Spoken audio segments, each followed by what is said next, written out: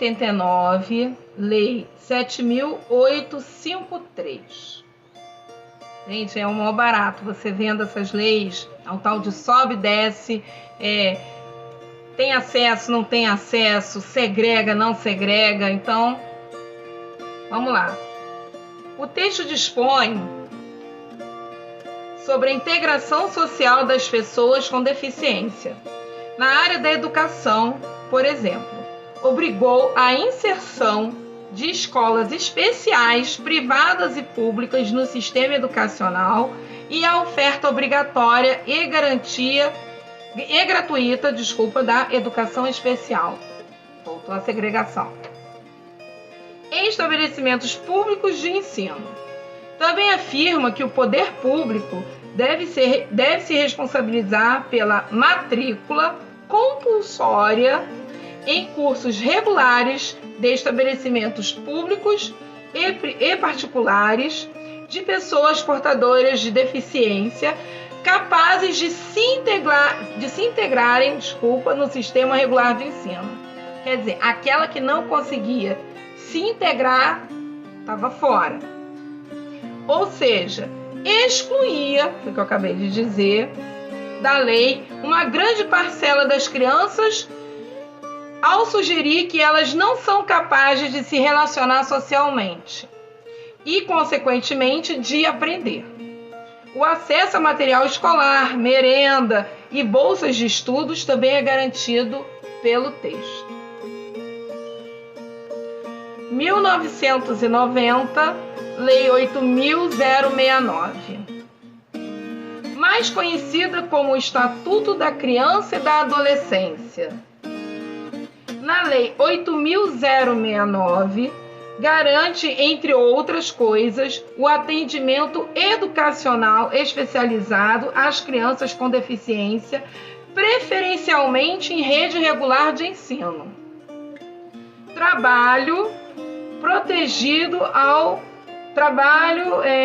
Protegendo ao adolescente com deficiência e prioridade de atendimento em ações e políticas públicas de prevenção e proteção para famílias com crianças e adolescentes nessas condições. Eu, como muitas outras pessoas, eu tenho algumas restrições ao Estatuto da Criança e do Adolescente, mas nessa parte aqui, que é a parte que nos interessa, né, volta de novo, né, é um sobe e desce, gente, deve ser assim, horrível. Para cada década, cada ano se muda uma lei e não tem uma constância, não tem um pensamento constante.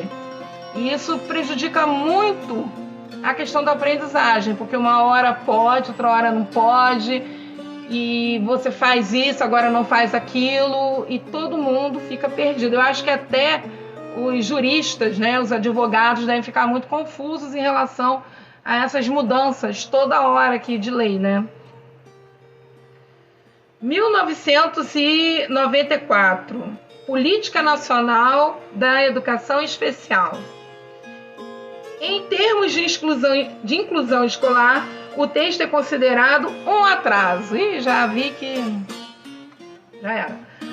Pois propõe a chamada integração instrucional, um processo que permite que ingressem em classes regulares de ensino apenas as crianças com deficiência que possuem condições de acompanhar e desenvolver as atividades curriculares programadas do ensino comum, no mesmo ritmo que os alunos ditos normais. Atualmente, esse termo está em desacordo com os direitos fundamentais das pessoas com deficiência. Ou seja, a política excluía grande parte dos alunos com deficiência do sistema regular de ensino, empurrando-os para a educação especial. Quer dizer, o aluno que não conseguia acompanhar os seus colegas ditos normais não podia estudar na escola regular, ele tinha que ser colocado na escola especial, né, separado da sociedade. Eu não sei para que fizeram essa lei, né? Fizeram uma lei que já estava sendo dito ali nas outras leis, né, que, por exemplo, na lei de 1990 fala a mesma coisa. Se o aluno acompanhar, ele fica. Se não acompanhar, ele não pode ficar. 1996, Lei 9.394, né, a nossa atual LDB. A Lei de Diretrizes e Bases da Educação, né, não é mais LDB, LDB, desculpa, em vigor, tem um capítulo específico para educação especial. Nele, afirma-se que haverá, quando necessário, serviços de apoio especializado na escola regular, para atender às peculiaridades da clientela da educação especial. Também afirma que o atendimento educacional será feito em classes, escolas ou serviços especializados, sempre que, em função das condições específicas dos alunos, não for possível a integração nas classes comuns do ensino regular. Além disso, o texto trata da formação dos professores e de currículos, métodos, técnicas e recursos para atender às necessidades das crianças com deficiência, transtornos globais do desenvolvimento e altas habilidades ou superdotação. Em 1996, já começa a se ver a necessidade não de jogar o aluno dentro da escola regular, mas sim de transformar essa escola para que ela consiga transmitir o conhecimento, fazer a construção desse conhecimento adequado à maneira de aprender do aluno. Então, já se pensa na formação desse professor, já se pensa numa equipe multidisciplinar para ajudar esse alunado, aqui na nova LDB, que ainda está em vigor até hoje. Vamos lá, gente, mais um, hein? 1999, Decreto número 3.298. O decreto regulamenta a Lei número 7.853 de 89, que dispõe sobre a Política Nacional para a Integração da Pessoa Portadora de Deficiência e consolida as normas de proteção, além de dar outras providências. O objetivo principal é assegurar a plena integração da pessoa com deficiência no contexto socioeconômico e cultural do país. Sobre o acesso à educação, o texto afirma que a educação especial é uma modalidade transversal a todos os níveis de modalidade do ensino e destaca como complemento do ensino regular. Aqui já não diz que a criança ela tem que ficar dentro do ensino especial, e sim que ele é um complemento do ensino regular. Lembra do explicador que eu falei? É mais ou menos isso, tá bom? 2001, Lei 10.172. O Plano Nacional de Educação, o PNE, anterior, criticado por muito extenso, tinha quase 30 metas e objetivos para as crianças e jovens com deficiência. Entre elas, afirmava que a educação especial, como modalidade de educação escolar, deveria ser promovida em todos os diferentes níveis de ensino, que a garantia de vagas no ensino regular para os diversos graus e tipos de deficiências era uma medida importante. O que quer dizer com isso? Quer dizer que para garantir essa vaga, o sujeito tinha que estar inserido na educação especial e não o contrário. Porque o certo é esse, é ele estar no ensino regular e a educação especial e os múltiplos profissionais ajudá-lo a se integrar naquele contexto onde ele está inserido e não o contrário. Gente, olha só, são muitas leis, né? Então, em 2001 teve uma resolução, 2002 outra resolução falando uma regulamentando a outra.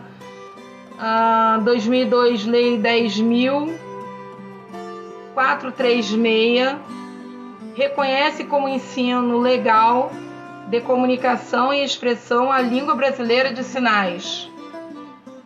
2005, Decreto número 5.626, regulamenta a Lei número 10.436 de 2002. Aí vamos lá, vamos dar um pulo aqui. 2008, tá? Eu vou pular porque assim, eu vou deixar na descrição do vídeo todas as leis, tá ok?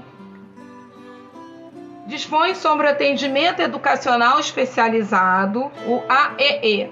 Quem já ouviu falar no AEE? Aqui na Prefeitura de Duque de Caxias nós temos as salas de atendimento educacional especializado dentro da escola. E como é que isso funciona? O aluno, ele tem uma ajuda, tá? No contraturno. Por exemplo, a criança estuda no primeiro turno de 7 às 11, ou de 7h30 às 11h30, e de 1 às 2 ou de 1 às 3, ele tem um atendimento com uma outra profissional, uma professora, para ajudá-lo nessa inclusão dentro do ensino regular. Ele não é retirado de sala de aula no momento em que ele está com seus pares dentro da turma. Tá ok? Então esse é o atendimento, né, especializado. Vamos lá. Desculpa.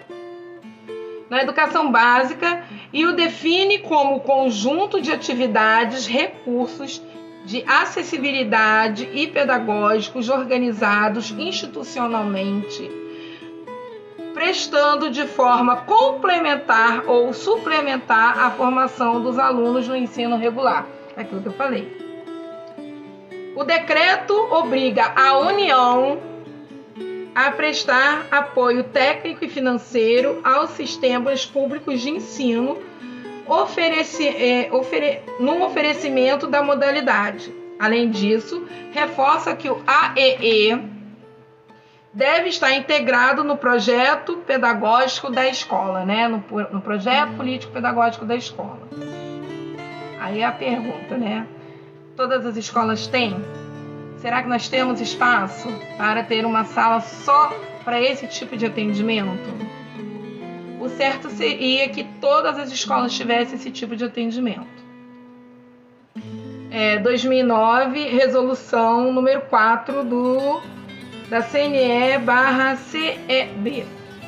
O foco dessa resolução é orientar o estabelecimento do atendimento educacional especializado, o AEE, na educação básica, que deve ser realizado no contraturno e preferencialmente nas chamadas salas de recursos multifuncionais das escolas regulares. A resolução do CNE serve de orientação para os sistemas de ensino cumprirem o decreto número 6571. 2011, decreto número 7611. Revoga o decreto 6571 de 2008 e estabelece novas diretrizes para o dever do Estado com a educação das pessoas público-alvo da educação especial. Entre elas, determina que o sistema educacional seja inclusivo em todos os níveis, que o aprendizado seja ao longo de toda a vida e impede a exclusão do sistema educacional geral sob alegação de deficiência. Também determina que o ensino fundamental seja gratuito e compulsório, asseguradas as adaptações razoáveis de acordo com as necessidades dos indivíduos. Que sejam adotadas medidas de apoio individualizadas e efetivas em ambientes que maximizem o desenvolvimento acadêmico e social, de acordo com a meta de inclusão plena, e diz que a oferta de educação especial deve se dar preferencialmente na rede regular de ensino. Ainda fala preferencialmente e não obrigatoriamente. O simples jogo de palavra já indica que não é obrigatório. Se não é obrigatório, eu posso ter algumas brechas na lei para que essa não seja cumprida. Decreto número 7.480 de 2011. Até 2011, os rumos da educação especial e inclusiva eram definidos na Secretaria de Educação Especial do Ministério da Educação. Hoje, a pasta está vinculada à Secretaria de Educação Continuada, Alfabetização, Diversidade e Inclusão. Vamos dar um pulo aqui para 2019. Decreto número 9465. Cria a Secretaria de Modalidades Especializadas de Educação, extinguindo a Secretaria de Educação Continuada, Alfabetização, Diversidade e Inclusão. A pasta é composta por 3 frentes: Diretoria de Acessibilidade, Mobilidade, Inclusão e Apoio à Pessoa com Deficiência, Diretoria de Políticas de Educação Bilíngue de Surdos e Diretoria de Políticas para Modalidades Especializadas de Educação e Tradições Culturais Brasileiras. 2020. Decreto número 10502, Política Nacional da Educação Especial. Institui a chamada Política Nacional de Educação Especial, equitativa, inclusiva e com aprendizado ao longo da vida, para organizações da sociedade civil que trabalham pela inclusão das diversidades. A política representa um grande risco de retrocesso na inclusão de crianças e jovens com deficiência e de que a presente iniciativa venha substituir a Política Nacional de Educação Especial na perspectiva inclusiva, listada nesse material, no ano de 2008. Estimulando a matrícula em escolas especiais em que os estudantes com deficiência ficam segregados. Bom, o ano é 2020 e nós temos todo um retrocesso político, todo um retrocesso de leis em cima da inclusão, né? Segundo esse decreto, e também algumas falas que agora não cabe a mim dizer, né? Que criança com deficiência atrapalha o aluno dito normal, né? Isso aí a gente ouviu. E o decreto aqui é bem específico em relação a isso. Então, assim, nós, enquanto educadores, nós, enquanto pais e responsáveis, nós, enquanto sociedade civil, não podemos deixar isso acontecer. A gente tem que tentar conseguir com que todos tenham o mesmo acesso. E que neste acesso eles tenham oportunidades para que se integrem à sociedade. Eu me coloco muito no lugar daquela mãe que tem um aluno com deficiência. Enquanto ele é pequeno, enquanto ela tem força, ela consegue manter aquele aluno.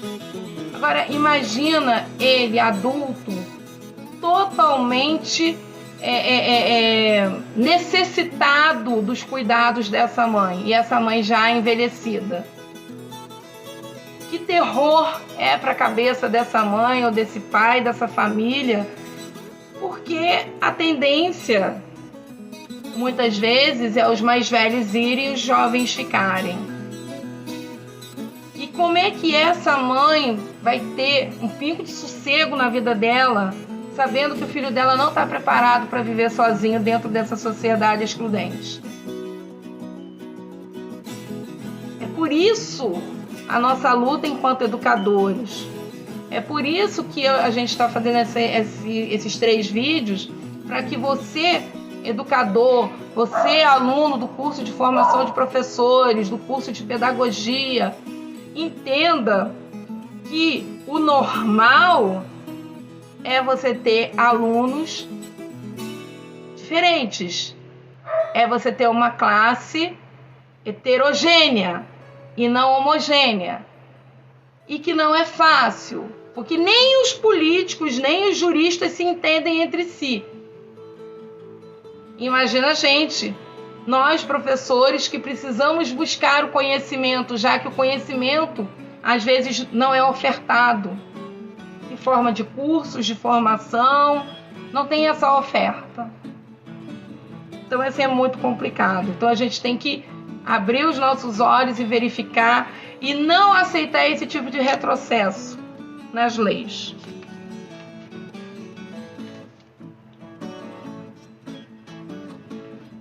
Agora as leis internacionais, né? Vou falar assim rapidamente só de 2, tá? A de 1990, a Declaração Mundial da Educação para Todos.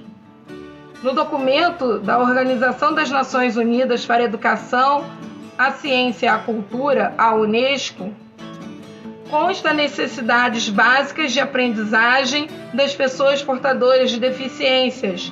Requerem atenção especial. É preciso tomar medidas que garantam a igualdade de acesso à educação aos portadores de todo e qualquer tipo de deficiência, como parte integrante do sistema educativo. O texto ainda estava no termo portador. Hoje não é mais utilizado. Até as nomenclaturas mudam, né? Criança especial, não. Criança com deficiência. Criança portadora de necessidades especiais. Não existe mais essa terminologia. E sim, criança deficiente. Criança deficiente física, criança deficiente auditiva, criança com múltiplas deficiências, criança com deficiência física, como o cadeirante. Então, assim, a gente tem que tomar muito cuidado agora também nessa questão das nomenclaturas. Por quê? Como eu já tinha falado, nós somos professores pesquisadores. E graças a Deus, muitos professores, além de estarem fazendo suas graduações, suas pós, muitos estão também entrando nos mestrados e nos doutorados. Então, a construção de textos, de obras científicas, já utilizam esses tipos de nomenclatura. Então, fica ligado. 1994, Declaração de Salamanca. Essa aí, muita gente já ouviu falar, mas vamos dar uma pincelada rápida aqui nela. O documento é uma resolução da Organização das Nações Unidas, ONU, e foi concebido na Conferência Mundial de Educação Especial em Salamanca, Espanha. O texto trata das principais políticas e práticas das necessidades educativas especiais e dá orientações para ações em níveis regionais, nacionais e internacionais sobre a estrutura de ação em educação especial. No que tange à escola, o documento aborda a administração, o regulamento dos educadores e o envolvimento comunitário, entre outros pontos. 1999, Convenção de Guatemala. A Convenção Internacional sobre a Eliminação de todas as formas de discriminação contra as pessoas portadoras de deficiência, ainda usa a palavra portadora, mais conhecido como Convenção de Guatemala, resultou no Brasil no decreto número 3956 de 2001. O texto brasileiro afirma que as pessoas com deficiência têm os mesmos direitos humanos e liberdades fundamentais que outras pessoas e que estes direitos, inclusive o direito de não ser submetido à discriminação com base na sua deficiência, emana da dignidade e da igualdade que são inerentes de todo ser humano. Novamente, o texto ainda utiliza a palavra portador, hoje não mais utilizado. Bom, gente, esse vídeo ele foi um vídeo assim, não é um vídeo muito dinâmico, porque a gente falou de leis, de uma questão mais jurídica. Então, assim, o que você acha dessas leis? Nós estamos em pleno 2022. A gente sabe que teve um decreto no qual, aqui no Brasil, estavam querendo fazer a retirada das crianças, dos adolescentes com deficiência do ensino regular para colocá-los na escola especial. O que você acha disso? Aqui é um espaço para debate e não um espaço para discriminar a sua opinião. Às vezes a opinião que você tem é a sua opinião sem um embasamento teórico metodológico. E quem sabe, com as leituras, você muda de opinião. Ou fique com a sua opinião com mais embasamento e mais solidificada. Então, um forte abraço para todos. Esse é o nosso último vídeo. Eu gosto muito de falar de inclusão. É o déficit de atenção com hiperatividade. É uma deficiência que, na época que eu estava estudando, não era muito falada. Era uma deficiência que atingia, pelas pesquisas, mais o sexo masculino do que o feminino. E eu pude observar, e hoje também observo, que muitas meninas têm esse tipo de deficiência. E que muitas, graças a todas essas leis da inclusão, são profissionais excelentes, são pessoas maravilhosas que têm sua vida, né, praticamente normal, né? Porque normal é uma palavra assim tão genérica, mas ainda as pessoas utilizam. Então, eu quero muito agradecer a todos, agradecer a professora Vânia, a agente de apoio e inclusão Janine. Gostaria de agradecer a mãe do Guilherme, a Marcela, por ter contribuído com as suas experiências aqui no nosso canal. Um forte abraço e até a próxima.